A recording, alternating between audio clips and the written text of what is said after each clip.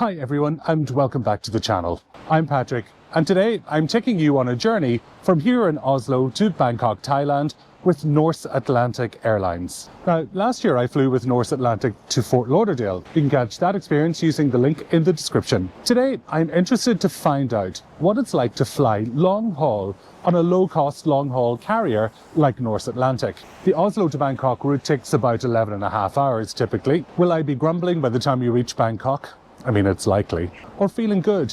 In this video, I'll weigh up the highlights and the lowlights of flying low-cost, long-haul. If you're new here, welcome. Please do subscribe. This is Planet Patrick. Oslo's Gardermoen airport is well laid out and pretty easy to navigate. One downside of flying Norse Atlantic is that you can't currently check in online. You've got to go line up. And that can be slow unless you're flying on a premium economy ticket. I'm flying economy, but I'm tempted to upgrade, which you can do at check-in, at the gate, or even on board. Hi, how are you? How's your day going anyway? Yeah, just one bag, yeah. The weather has been terrible today. Did you see, yesterday it was so nice. Yeah. Thank you so much. Have a great day. Thank you. Bye. Thanks. As you can see, check-in is pretty busy here for Norse. That's standard fare whenever they just open up. One thing that's different to 2023, at least in the Oslo location, is that they're opening check-in 4 hours ahead of the scheduled flight time. My flight's not until 1:25 p.m. and they opened up here at 9:25. That means there's lots of time for checking in. I like to check in early, so that worked for me. I've got a quick sidetrack at Global Blue. I'll explain that in a second. And then we're going to go through security. Before I head through security, I'm going to Global Blue. If you buy any object above a certain price here in Norway, and the merchant is part of the Global Blue scheme, you can reclaim the VAT on the product. We know I like a bargain. I bought a new travel microphone that I've been eyeing up for the past little while, and the merchant printed out the VAT form for me to bring to the Global Blue desk, which is over my shoulder here, and there's quite a lineup as you can see. Let's see how much I get back on a purchase that was about £100. You make like vlogs or something? Sure, yeah, travel vlogger. On YouTube? Yeah, YouTube. What's your channel? Planet Patrick. Planet Patrick? Yeah. I'll check that out. You're a star. Thank you so much. Have a great day. Convert 150 Norwegian kroner into British pounds. So, good news. I got a refund of about £11. It was worth lining up to get that. Okay, what's up next? I'm going to go through security and get myself a cup of coffee. See you on the other side. Okay, security was thorough but fast. I don't think you can ask for much more. Now, if you're traveling with Norse, even in the premium cabin, you don't get access to a lounge here at Oslo. However, one of the lounges you can access either using your Dragon Pass if you've got one of those, or you can pay 445 Norwegian kroner, somewhere about £31. That's somewhere around $42 and you get 3 hours of coffee, drinks and a quiet place to work if that's what you need. To be honest with you, there's fast free Wi-Fi everywhere here in this airport and an embarrassingly large amount of cafes and restaurants to pick from. The only problem is they're also expensive. Welcome to Norway. Okay, I'm off to find myself a coffee and to think about low-cost, long-haul airlines.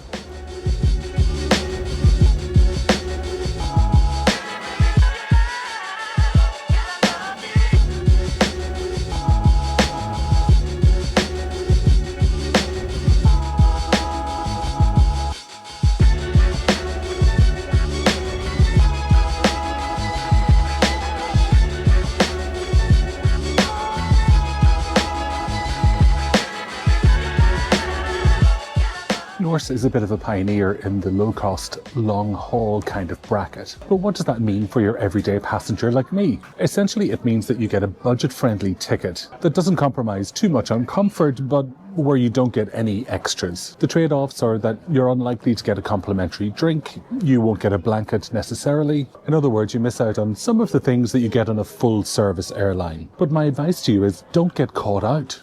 Bring your own snacks. Bring your own blow-up pillow if that's what you need to endure a long-haul flight. The product is really good, actually. Don't let a lack of extras cloud the fact that you probably got this flight for a really good deal. And I think the same about other low-cost airlines too. Overall, Norse Atlantic stands out by offering a comfortable, affordable ticket for these long-haul routes that they do. And the fact they're doing them in a Dreamliner is, for me at least, a bonus. I'm someone who follows airlines on X. Yes, I'm that kind of geek. The kind of comments that Norse Atlantic gets falls into two broad categories. One set of comments are people complaining about baggage limits, and the other set of comments are about shifts in Norse Atlantic's schedule. With regard to baggage, almost every low-cost carrier is pretty strict about the weight and size of the bags that you can take on board or that you can check in. Norse is right up there with Ryanair, Wizz, Jetstar, EasyJet, you name it, with being pernickety about their baggage allowances. If you booked Economy Light with Norse Atlantic, then you get to bring one personal item on board and nothing else. I think most people flying long haul will book Economy Classic, which gives you one 23 kilo, 50 pound checked piece of luggage, one personal item, and a carry-on of up to 10 kilos. Premium Classic, which I reckon is probably the most booked premium economy ticket with Norse Atlantic, has the same one checked bag allowance, but it's a bit more generous with regard to hand luggage limits. I'd bet a good proportion of complaints online are passengers' way of venting when they've had to pay for an overweight bag. The schedule changes are another matter. When Norse started to fly in 2022, it took on routes that had been serviced by the old transatlantic product that Norwegian Airlines had operated before they scaled back. Since then, Norse has extended its route map to serve new, presumably much more profitable routes, including Las Vegas, Cape Town in South Africa, and this flight to Bangkok in Thailand. Now bear in mind, Norse is quite a small airline with 12 aircraft serving 11 destinations. So when things do change, for example, they shifted their base in Florida from Fort Lauderdale FLL to Miami and went through a period of adapting their schedules. As they launched those new routes, then people did have their times and schedules moved. What's problematic is, if that happened on Delta, BA or Qantas, there'd be an alternative. You'd be able to get around it somehow. Indeed, if you were flying with Star Alliance, you might be able to work that through with a partner airline. Norse isn't part of an alliance, and with limited aircraft, unlimited routes, when something shifts, it does affect you. However, as far as I can tell, things have settled down. But share your experience in the comments below. Time to head to the gate.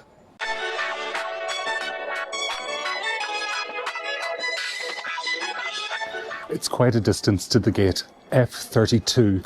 If I remember correctly, Norse Atlantic boards in 3 groups. Inevitably, I'm in group 3.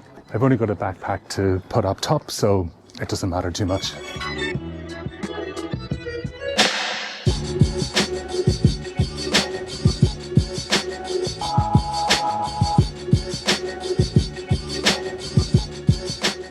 Airways flight 91 to Bangkok Suvarnabhumi. All passengers with group 1 to 2 are now invited to board the aircraft. Hi. Thanks so much. Sorry. You're going to Miami, no? I wish. Oh, no, Bangkok. No, Bangkok's okay. Yeah, I know.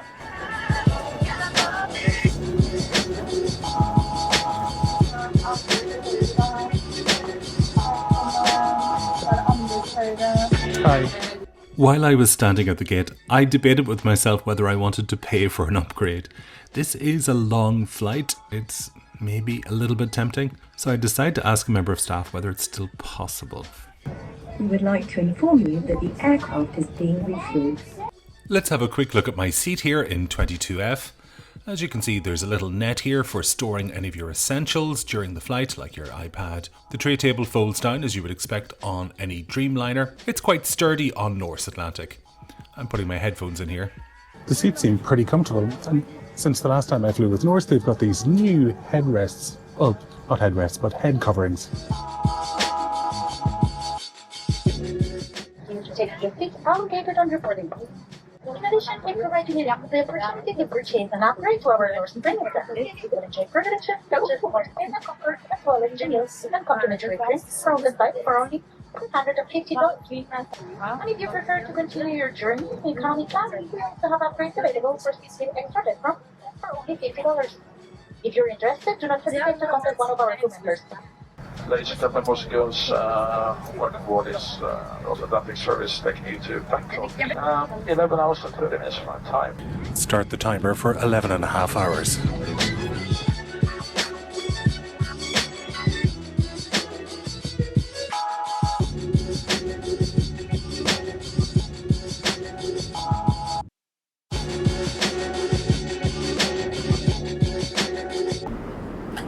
When is low cost too low cost? Here's everything I ate on board this Norse Atlantic flight in premium. Hot drinks will not be served whilst the seat outside is illuminated. Please do not use the washrooms and stay in your seats until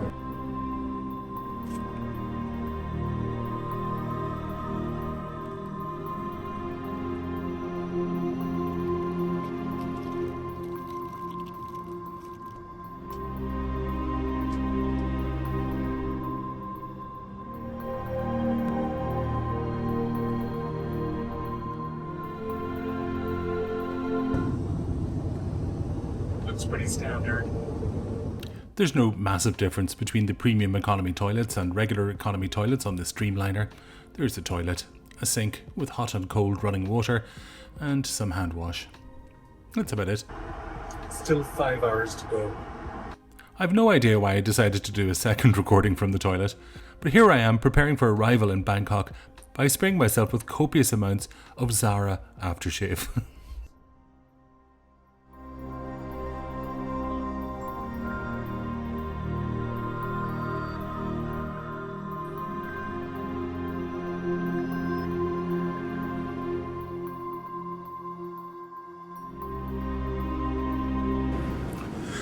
Only 10 minutes to land in Bangkok, and apparently it's already 27 degrees at 5 o'clock in the morning. Holy Mary, Mother of God.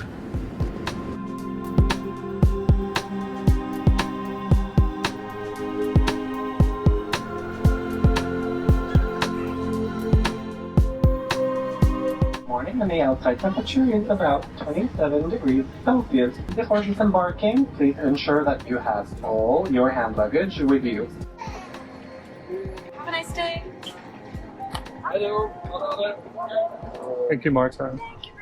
Bye-bye. I will. And just like that, 11 and a half hours later, we're in Bangkok, Thailand. That was a pretty smooth ride, apart from that slightly bumpy landing. And now onwards to the joys of Thai immigration. So, what's it like to fly low-cost long-haul? Norse Atlantic offers a no-frills way to fly long-haul at budget prices. Perhaps I'm not the best person to comment because I did fold and pay for an upgrade. But if you manage expectations, a low-cost carrier can be a solid option for long-haul without breaking the bank. The funny thing is, it's 6:25 in the morning. I probably can't check into my hotel until something like 2 p.m. in the afternoon. And still I feel compelled to rush to immigration. Does anybody else have that kind of compulsion? It might be just me. Immigration was so fast today. I was last in Bangkok last November, I think, and it took ages to go through. This time I had applied for an e-visa online, which came through during my flight. So they actually had it on the system, meaning that I can stay for up to 60 days in Bangkok, which is great. And anyone can apply for that, I think. All right, hopefully the bags won't be too long. I just want to say thanks so much for watching this particular video, if you're still here. If you haven't already, please subscribe. And you can join my fabulous Patreons by going to the address at the bottom of the screen. It's also in the video description. Until the next episode of Planet Patrick, take care. Bye-bye.